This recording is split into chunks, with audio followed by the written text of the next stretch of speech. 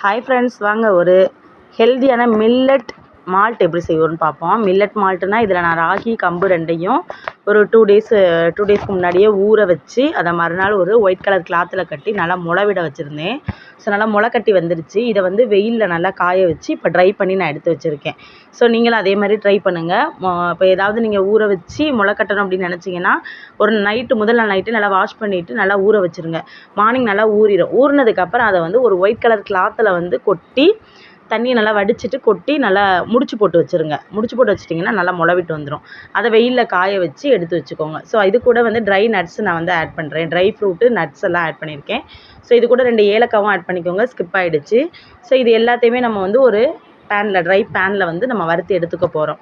First வந்து நான் முளை கட்டி வச்சுருந்தோம் பார்த்தீங்களா, அந்த ராகியையும் கம்பையும் வந்து நான் ஒன்றாவே மிக்ஸ் பண்ணியிருக்கேன். ஸோ இன்றைக்கி 2யும் சேர்த்து தான் நான் மால்ட்டு பண்ண போகிறேன். ஸோ நம்ம குழந்தைங்களுக்கு ரொம்ப ஹெல்த்தியாக கொடுப்போம். இது மூலமாக கொஞ்சம் ஊட்டச்சத்துக்கள் அவங்களுக்கு கிடைக்கும், கால்சியம் கிடைக்கும். அப்படிங்கையில நம்ம ஏன் அதை விடுவானே. ஸோ அதனால நான் ட்ரை பண்ணேன். ஸோ ரொம்ப டேஸ்டியாக ஹெல்த்தியாக இருந்துச்சு. ஸோ நல்லா வறுத்து எடுத்து வச்சுக்கிட்டேன். நல்லா வறுத்த வாசம் வரும், உங்களுக்கு ஒரு பாப்கார்ன் மாதிரி வெடிக்கிற மாதிரி இருக்கும். ஸோ அந்த மெத்தட் வந்தோன்னா நீங்கள் ஆஃப் பண்ணி எடுத்து வச்சுருங்க. ஒரு பிளேட்டில் ஆற வச்சுட்டு இது கூடவே நான் வந்து நட்ஸு, அந்த ட்ரை ஃப்ரூட், அதாவது அந்த திராட்சை, கிரேப்ஸ், இதை வந்து நான் வந்து நல்லா வறுத்து எடுத்துக்கிட்டேன். ஸோ இது எல்லாத்தையும் ஒன்றா போட்டு நல்லா ஆற விட்டு ஒரு மிக்சர் ஜாரில் நைஸாக அரைச்சி எடுத்துக்கோங்க. அரைச்சி எடுத்தோன்னா அதை ஒரு ஜல்லடையில் சலிச்சு எடுத்துருங்க. சலிச்சு ஒரு பாட்டிலில் போட்டு வச்சுருங்க, ஏர்டைட் பாக்ஸில்.